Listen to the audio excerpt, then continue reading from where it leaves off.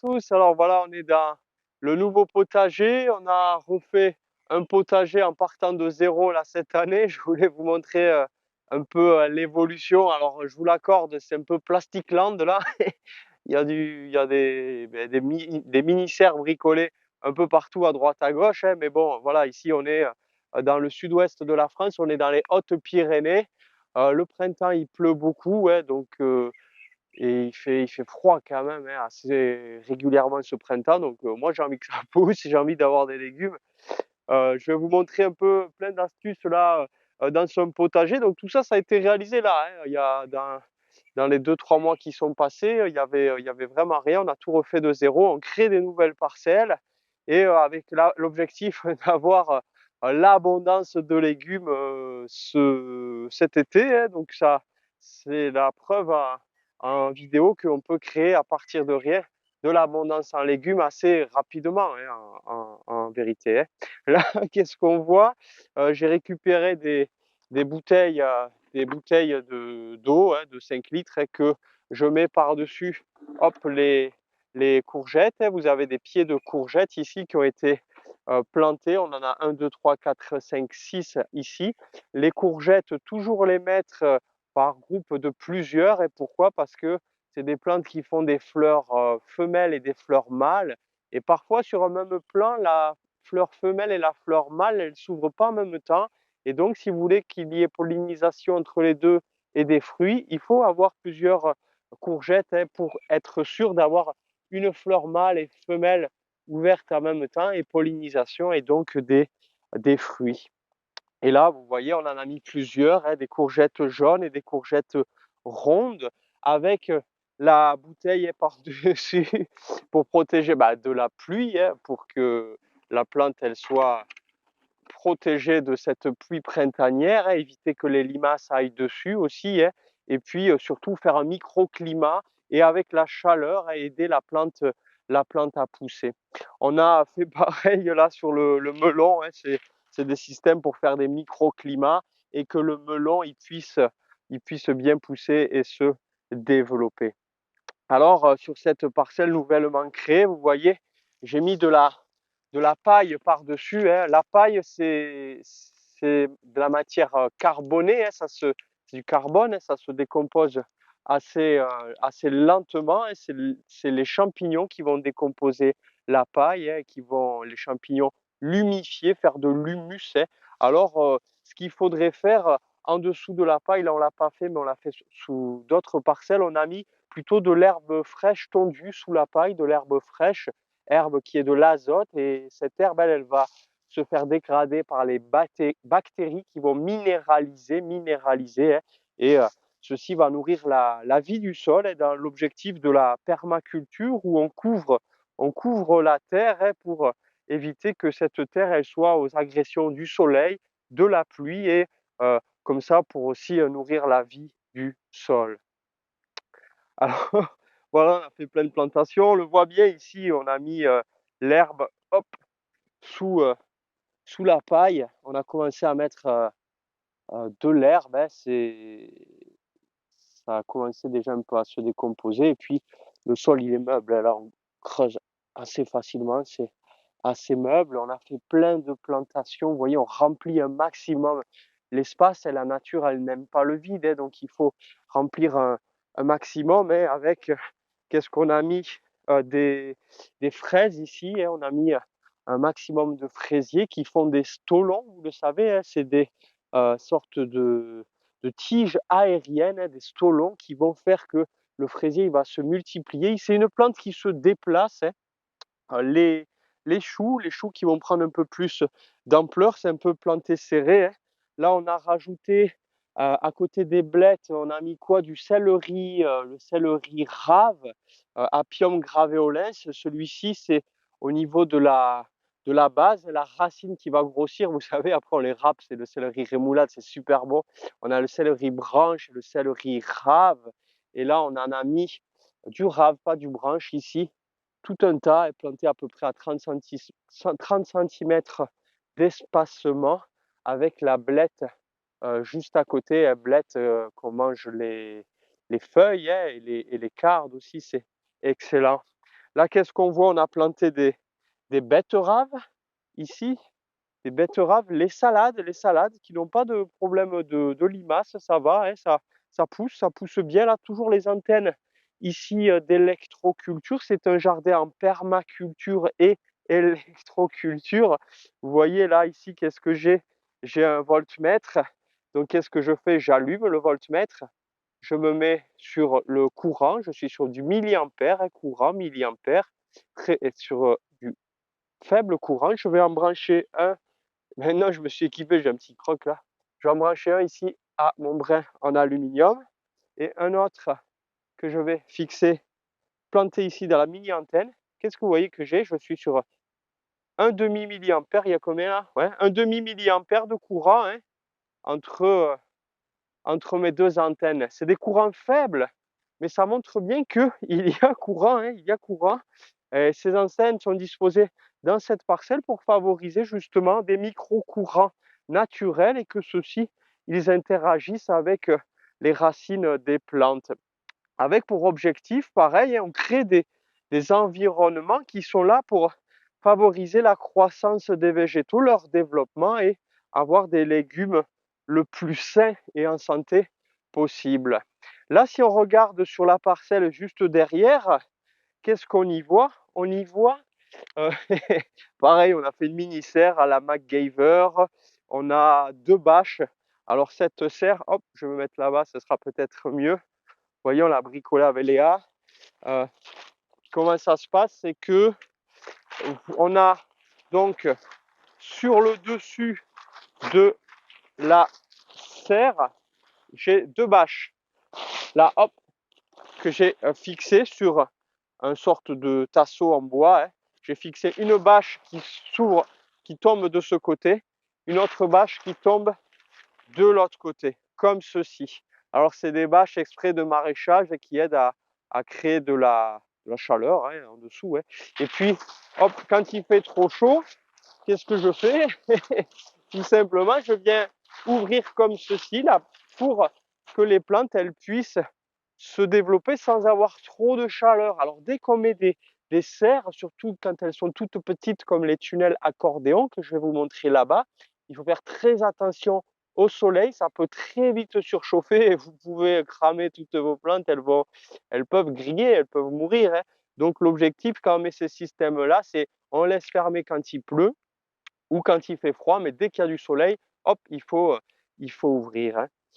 Qu'est-ce qu'on a planté comme végétaux? On a planté alors c'est des piments ou des poivrons, je ne sais plus exactement. On en a mis plein là ici en ligne avec des expériences avec des cônes en basalte paramagnétique, et ceux-ci qui sont basés sur la tour de Devenish. C'est des cônes réalisés avec du basalte pour améliorer le paramagnétisme de la Terre. Et comme cette petite tour là ici, c'est des expériences d'électroculture, hein. Vous tapez paramagnétisme sur Wikipédia, vous verrez, ça existe bien, hein.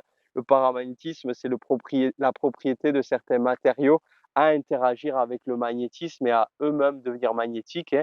Et là, le basalte, il a cette propriété-là, hein. Qu'est-ce qu'on a? Les piments, je vous ai montré. Et puis, on a rempli l'espace. Voilà, la nature n'aime pas le vide, il faut remplir le plus possible. Il n'y avait rien, on a planté. Dès que j'ai des trous, j'en profite pour mettre des salades qui vont hop, se développer. Ici, du chou kale. Le chou kale, j'adore. C'est cette petite plante là, ici, c'est un chou. Il va monter en hauteur, il monte en hauteur. Il va vous tenir jusqu'à septembre et plus.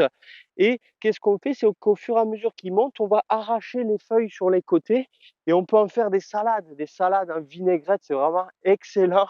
Le chou kale, je vous remontrerai un peu après en croissance. On a aussi des melons. J'ai mis des melons au centre de la parcelle. Alors on pourrait se dire, attends, il a mis des melons, ça va prendre toute la place, c'est pas très bien fait parce que ça va beaucoup se développer et se prendre le dessus peut-être sur le reste. Non, parce que les melons, l'objectif, c'est qu'on les guide, hop, et qu'ils viennent ici, derrière, sur le canal. Il n'y a pas le jus là, ça va. Sur le canal, que les melons, ils courent sur le mur ici de part et d'autre. Alors, on est ici, Euh, on est dans le jardin, c'est un ami qui nous prête un bout de terre hein, où nous on fait du potager. Vous voyez, il a un ancien canal ici. Il faut savoir qu'il y avait avant un moulin qui est maintenant à l'abandon. Et alors, le canal ici, il est un peu envahi. Il faudrait que l'eau circule un peu plus. Voilà, si je reviens en tout cas à nos moutons, on voit les melons, comme je vous ai dit, que je vais faire courir, qu'on va faire courir sur le bord du mur ici, et puis au centre des aubergines que vous avez reconnues. Alors les aubergines, c'est vraiment excellent. Et puis l'avantage, c'est que elles, si on en veut en avoir quand même, parce que ça produit assez tard, vous voyez, on a déjà des mini-fruits en formation. Les fleurs qui apparaissent, qui vont faire des mini-fruits, ben, il faut les planter assez tôt. Hein, et puis en serre, les aubergines, hein, comme on le voit là. Et tout au fond, un artichaut qui vient d'être nouvellement planté ici. Dès qu'on met des tipis, là, le tipi, ça va être, comme vous le savez, on va mettre des haricots grimpants sur tipi. Et là, j'ai récupéré des graminées dans le champ juste à côté. Pourquoi? Ben, il n'y avait rien au début dans ce jardin. Et c'était pour avoir le côté champêtre. Et ce que j'aime bien avec les graminées, c'est que dès qu'il y a le moindre vent, la moindre brise, ils vont bouger comme ça et ça va rajouter du dynamisme et de la vie dans le jardin. Et surtout quand vous êtes en permaculture, que vous n'avez pas beaucoup de matière pour couvrir votre sol, à côté de vos parcelles de culture, vous pouvez planter des alignements, par exemple de miscanthus, c'est pas ça, hein, de miscanthus, c'est des grandes graminées qui vont monter à 2 mètres de hauteur et vous pouvez les tailler pour vous faire votre propre paillage sur place aussi. Là, on voit encore une autre antenne. Voilà, je mets plein d'antennes pour expérimenter. Moi, c'est dans mes veines. Hein, j'adore expérimenter. Je suis un expérimentateur. J'aime apprendre par la pratique. Il faut sortir il faut sortir du livre. Hein, il faut mettre en œuvre sur le terrain. Là, derrière, ce qu'on voit, des concombres, pareil, concombres qui vont monter, toujours dans ce système de paquet cadeau entre guillemets. Donc là, on va peut-être descendre. Je vais vous montrer un point de vue depuis en bas où on a planté des radis ici présents. On m'a donné de l'ail perpétuel. Alors on l'a planté ici, de l'ail perpétuel, et en attendant qu'il se développe, a été semé du radis ici, le radis qui pousse très très bien. Hop. Alors, si vous voulez du radis assez régulièrement, il faut en planter tous les 15 jours à peu près. Vous plantez des radis parce que ben là, il va se développer. Ça met à peu près 3 semaines, plus ou moins, à 3 semaines, un mois, ça dépend, hein, à être récolté. Et donc, si vous plantez les radis tout en même temps et que vous attendez de l'avoir récolté pour en replanter, vous n'en aurez pas assez régulièrement. C'est pour ça que c'est bien d'en planter, par exemple, tous les 15 jours. Et là, on voit, on a créé le potager, on a mis de la pierre. Hein. Un jardin, c'est les différents éléments. C'est le végétal, c'est l'eau, c'est la pierre, c'est le bois. Et la pierre, elle est là aussi pour attirer les lézards. Hein, et les lézards qui vont venir se poser dessus. Et puis, ils vont aussi bioréguler, manger des insectes dans le potager. Hum, je mange le radis. Il est bon, hein. Ici, les bouts de bois. Le bois, on l'a fendu en deux. Ça nous a permis de délimiter la parcelle que l'on a créée. Là, je viens de ressemer le gazon juste en bas, donc j'évite d'y marcher dessus pour l'instant. Il faut attendre encore 2 semaines plutôt, avant d'y marcher dessus. Le nouveau gazon qui a été semé là. Le bois, en tout cas, il permet de rehausser l'espace. Et puis, c'est intéressant d'avoir du bois dans son jardin. Pourquoi? Ça va attirer les carabes. Hein. Faites des tas de bois.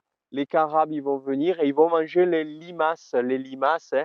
Aussi, si vous voulez attirer les pinces-oreilles, qu'est-ce qu'on fait? Vous prenez des sortes de pots en terre cuite, vous y mettez de la paille dedans et vous retournez ces pots en terre cuite que vous posez comme ça sur la terre et les pinces-oreilles vont aller dedans, ça va leur faire un habitat les pince-oreilles, ils mangent les œufs de limaces. Ne bougez pas, je reviens. Qu'est-ce qu'on voit ici? Bon, j'ai pas d'action chez eux, hein, mais je vous le montre parce que je trouvais ça marrant. J'ai vu ça la dernière fois. Donc, vous voyez, cette tangelle là, ça s'ouvre comme ça. Et puis, ça permet, hop, d'arroser, déranger. Là, quand j'ai semé les radis, ben, pour arroser plus facilement en gouttelette, j'avais cette tangelle comme ça. Et ça permet, c'est assez pratique en vrai, hein, de réguler l'arrosage comme on le veut sur une bande étroite ou sur une bande allongée. Voilà, pour arroser les radis. Sous ma serre, alors j'ai différents types de serres. Je vous ai montré là-bas une serre à bâche non percée. Ici, on a c'est de la bâche percée, hein, que j'ai disposée ici. Alors, moi, j'ai acheté ça, c'était 10 €. 10 € les 2 mètres de large par 10 mètres de long. Je l'ai coupé en deux, ce qui fait que ici, je peux fermer assez facilement, hein, ou ouvrir. Maintenant, l'avantage d'avoir quelque chose de perforé, comme ici, c'est que par rapport aux bâches qui ne sont pas perforées, comme la jaune qu'on a vue tout à l'heure, celle-ci, je ne suis pas obligé de l'ouvrir quand il fait soleil. Ça va pas surchauffer à l'intérieur. Ici, il y a souvent du vent, donc ça permet que à l'intérieur de la petite serre, ça ne surchauffe pas. J'ai moins à la surveiller et elle peut rester fermée là ce printemps quand il y a alternance de soleil et de pluie. Et à l'intérieur, pareil, on a planté à gogo, hein. L'objectif, c'est d'avoir un max de légumes, comme je vous ai dit, hein. On a mis quoi? Toujours des aubergines, des poivrons, du chou kale, la tomate, hein. La tomate qui, c'est vrai, peut être un peu sensible à la pluie, hein.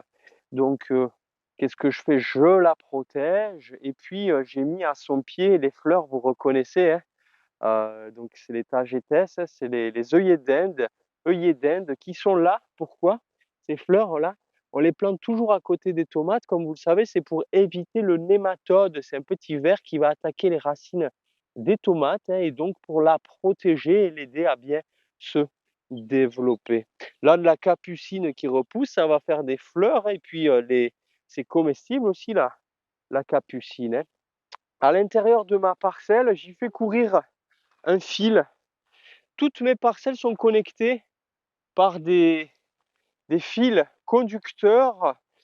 C'est l'électroculture, hein, moi je cherche là-dedans. Alors il y a les grandes antennes aussi, et dès qu'il y a orage ou en continu, hein, il y a des micro-courants et ça permet aussi d'interagir avec les végétaux. Alors là, vous voyez, on a eu il n'y a pas longtemps des aurores boréales dans les Hautes-Pyrénées. C'est assez extraordinaire qu'il y a même des aurores boréales dans les Hautes-Pyrénées.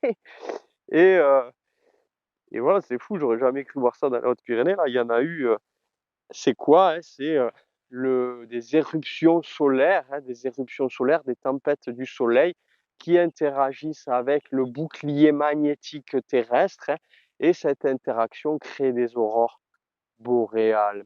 Ça m'intéresse parce que dans l'électroculture, c'est voir la nature sous l'angle électromagnétique, magnétique, et énergétique, hein, les influences entre le vivant et l'environnement. Et on se rend compte que, comment dire, tout est énergétique déjà, et puis ensuite, dans la nature, il y a toujours des interactions électromagnétiques entre les éléments de la nature et les végétaux. Là, c'est une tour, hein, vous connaissez ça, c'est un tuyau en argile, hein, qui est rempli de basalte avec un chapeau que j'ai réalisé et fabriqué moi-même, hein. C'est d'une tour on a fait le tour de beaucoup de tours irlandaises en Irlande, et là, c'est le chapeau d'une d'elles que j'adore, Ardmore, hein, qui est disposé à l'intérieur, sur le tube, et à l'intérieur, qu'est-ce qu'on a? Les connaisseurs savent, hein, mais voilà, pour ceux qui ne connaissent pas, on a le fameux basalte paramagnétique, la fameuse roche dont je vous parlais, hein, on remplit de basalte. Ah, mais il y a un petit peu d'oreille là, vous voyez, trouvez ce que je montrais tout à l'heure. Bah ça, apparemment, ça mangerait les œufs de limaces, donc c'est un auxiliaire, hein, au jardin qui est, hein. Après, s'il y en a trop, ça peut créer des dommages parfois sur les végétaux, ouais. Tout est une question aussi d'équilibre, hein, dans la nature, hein. Mais là, ce que je voulais vous montrer avec cette roche volcanique. Vous voyez, j'ai un aimant que j'approche de la roche. Qu'est-ce qui se passe? Ça colle, ça colle.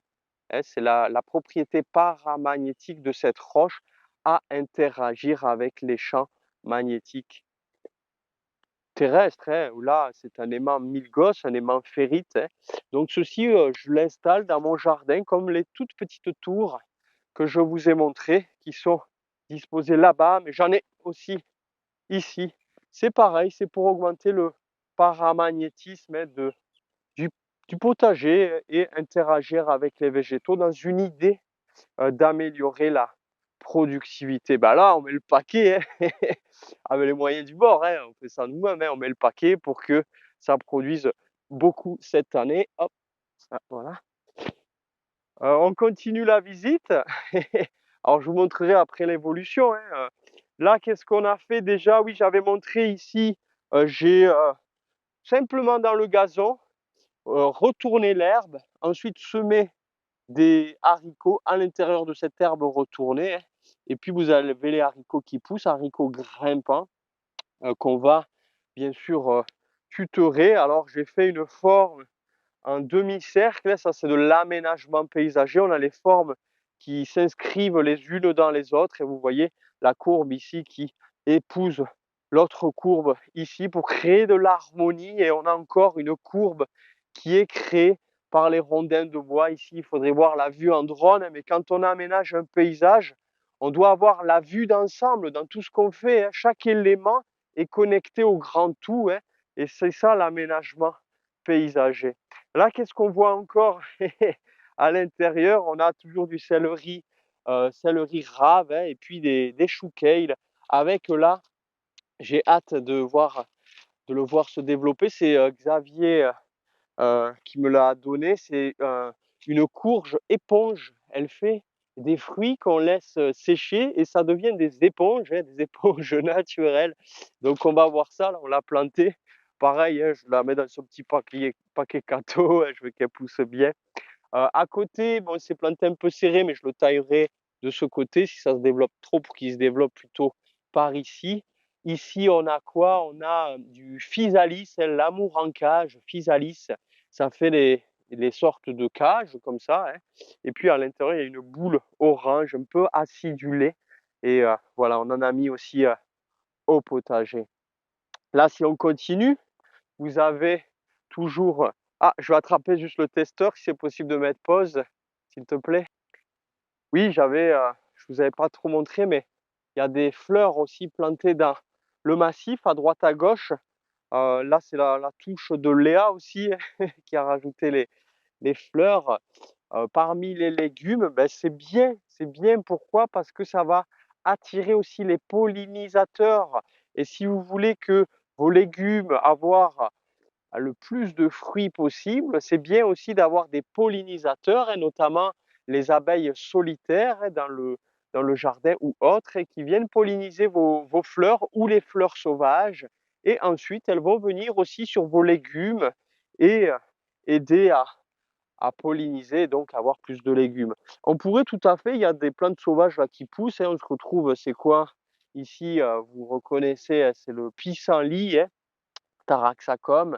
Eh ben, les feuilles aussi sont comestibles, hein. On pourrait se faire des salades avec la végétation comestible. C'est Ralph Emerson qui disait: une mauvaise herbe est une herbe dont on n'a pas découvert les vertus.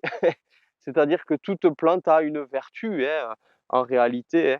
Il faut juste essayer de la comprendre. Là, pareil, c'est tout jeunement créé. Je sais qu'il pourrait être plus développé, mais on vient de les planter il n'y a pas longtemps. On est reparti de zéro.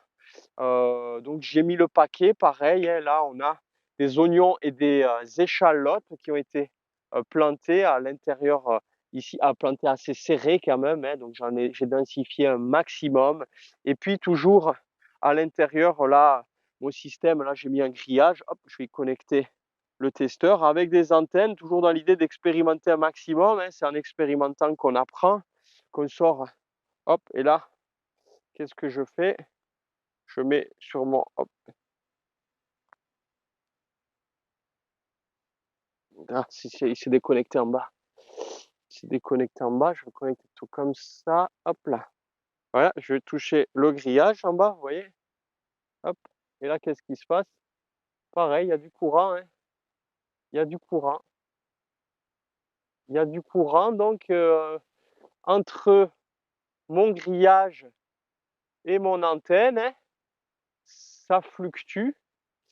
C'est toujours dans l'objectif de l'électroculture, de créer des micro-courants, entre les racines de mes plantes et grâce à ces systèmes et là toujours les tours, là j'en ai mis la dose, mais bon on en a fabriqué plein donc plutôt que les laisser, il y en avait, les toutes premières qu'on a fabriquées, que j'ai mis aussi en souvenir là, voilà, j'en ai mis pas mal et c'est aussi pour le plaisir, les tours basées sur les tours, irlandaises. Alors si je reviens aux oignons d'énergie, aux oignons et aux échalotes, on évite de les mettre dans des endroits où le sol il est trop humide, hein, ils n'aiment pas ça. Là, une parcelle avec des salades et des choux qui se développent très, très bien. Je vais vous montrer un comparatif entre cette, parcelle avec salade et choux qui a été plantée en même temps que salade des choux, une autre parcelle juste à côté. Vous verrez qu'ici se développe très bien. Il n'y a pas de problème de limaces. On a à chaque fois quand je mets un chou, je fais quoi? Comme je vous disais, je mets 4 salades autour du chou. Pourquoi? C'est optimiser l'espace dans le temps. C'est-à-dire que le temps que le chou il pousse, j'aurai récolté mes salades et donc c'est mieux que si j'avais juste planté le chou. J'ai plus de production et là on voit les salades, elles sont belles, hein, elles se développent très, très bien. Les choux aussi sont en pleine forme, toujours avec la paille et l'herbe ici qui a été mise dessous, et donc l'herbe pour le côté azoté, pour nourrir les bactéries qui vont minéraliser ce qui est à l'intérieur et de la matière organique que j'apporte. Cette minéralisation va être une nourriture directe pour les racines des plantes. La paille par-dessus, elle, c'est plus donc pour protéger la terre aussi, mais la paille, elle est dégradée plutôt par les champignons, je le répète, qui vont humifier, qui vont créer de l'humus, hein, humus qui est intéressant à avoir aussi au jardin. Pourquoi? Parce que ça fait une réserve nutritive, hein, pardon. L'humus va garder des éléments nutritifs qui vont être restitués aux végétaux progressivement. On y a mis derrière des pastèques, cornichons, il me semble, si je ne me trompe pas, ou concombres, hein, et cornichons ou inversement. Et pareil, toujours dans l'idée, les pastèques, hop, vont courir le long du mur ici et par-dessus, on a des concombres qui, eux, on va faire monter, mais en évitant de faire trop d'ombre à la parcelle d'à côté. Ici, c'est très bien parce que vous avez l'exemple concret. Vous voyez la différence. Hop, mais j'ai écrasé un truc là. La différence entre les deux bâches, ce que je vous expliquais tout à l'heure. Là, vous le voyez en direct. Donc, on a les arceaux et puis par-dessus, hop, la bâche perforée ici. Je peux la laisser fermer. Là, les journées où il y a alternance de soleil et de grisaille, je peux la laisser fermer celle-ci. Parce que, si je ne suis pas là, hein, parce que elle ne va pas surchauffer vu qu'il y a les trous. Tandis que celle-là, si je suis dans une journée alternance soleil-nuage et que je ne suis pas là, il faut que je l'ouvre. Pourquoi? Parce qu'il n'y a pas les trous, donc ça va vite surchauffer et je peux tuer mes légumes à l'intérieur. Moi, je les aime bien, vous voyez, c'est des petits bébés, on en prend soin, hein, on veut qu'ils se développent bien et puis avoir un maximum de production. On, on avance, hein, on va aller voir ici. Alors, toujours pareil, je vais connecter, voilà. Toutes les parcelles sont connectées, ça j'avais montré. Là, on est dans un jardin en création, donc je me suis permis de passer le motoculteur. Après, l'objectif, c'est de ne plus le passer, hein, en permaculture. Il y a un gars dans un groupe sur Facebook il m'a dit qu'il fallait que je m'intéresse à la permaculture, quoi. Il savait pas que j'avais découvert ça il y a 14 ans et que j'avais creusé à fond, quoi. Et bon, voilà, donc là, j'ai travaillé, j'ai retourné, c'était plus pratique pour semer mes haricots pour commencer, hein. Et là, on a fait des rangées de haricots, sauf que j'ai récupéré des graines de haricots de l'année dernière qu'on n'avait pas bien stockés et donc le taux de germination n'est pas très élevé, hein. Il faudrait les garder, au sec, hein, et à l'abri des écarts de température, les graines, hein, l'hiver. Et donc j'en ai ressemé là tout à l'heure. J'ai semé 4 rangées, hop, de haricots. Des haricots ici, plutôt bas, hein, qui vont à 50 centimètres d'écart à peu près. Et puis une fois qu'ils se seront bien développés, là je vais les buter quand ils seront à peu près à ça de hauteur, plus ou moins. Et ensuite, après, je mettrai le paillage. Voilà, parce que le paillage, donc la matière organique sur la terre, l'inconvénient au printemps, c'est que votre terre, elle va se réchauffer moins vite. Votre terre se réchauffe moins vite avec le paillage. Et nous, ce qu'on veut au printemps, c'est que la terre, elle se réchauffe le plus vite possible. Pourquoi? Mais pour que les végétaux, ils puissent prospecter dans ce sol réchauffé. Là, les haricots, c'est un des critères qui vous dit que la terre, elle est assez chaude pour planter tous les autres légumes. Pourquoi? Parce que lui, il germe dans une terre réchauffée.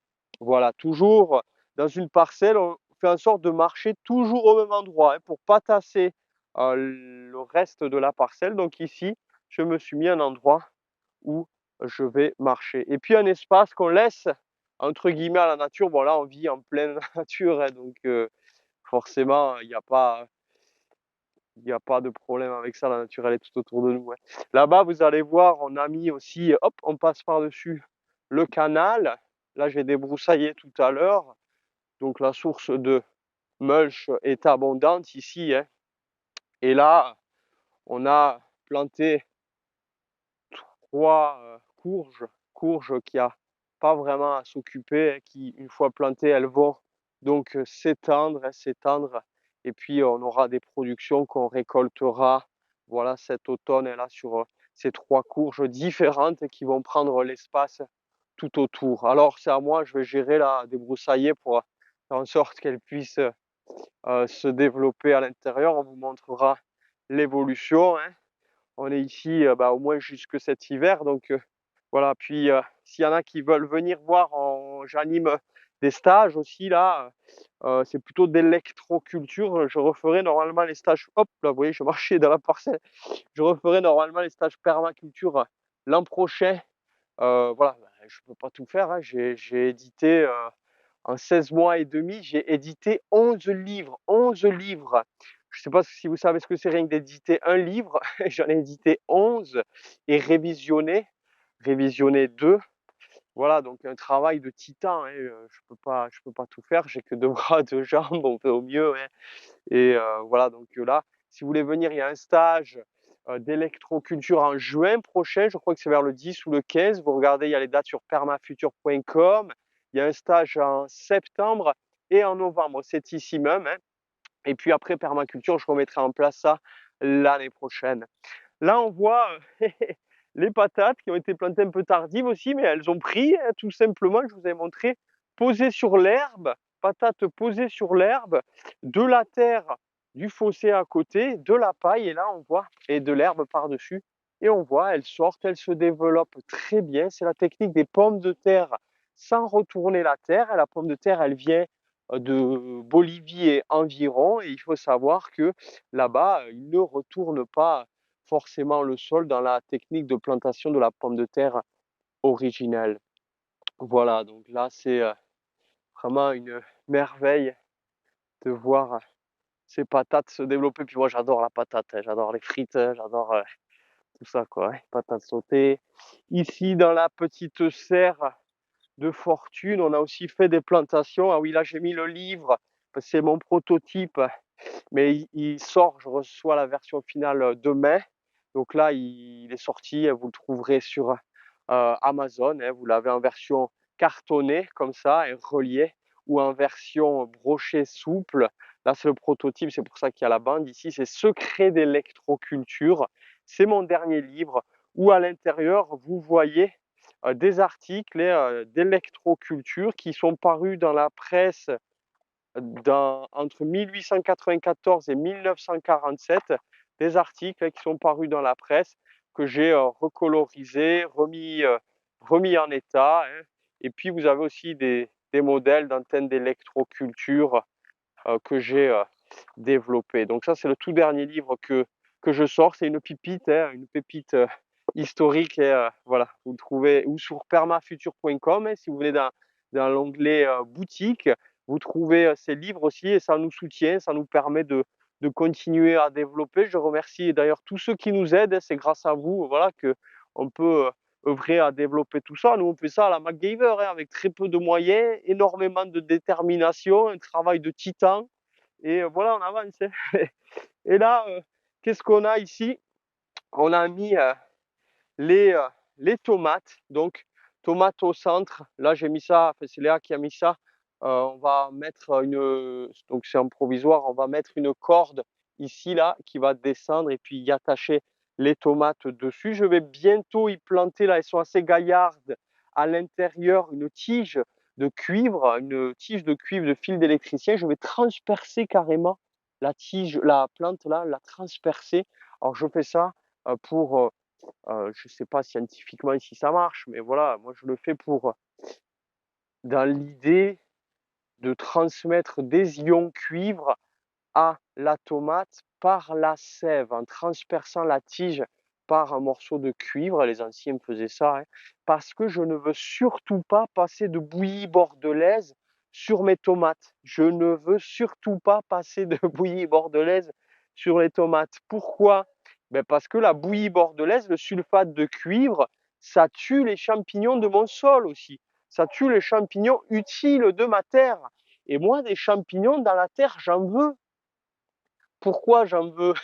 Ben parce qu'ils vont s'associer avec les racines des plantes, ces champignons, les champignons dits mycorhiziens.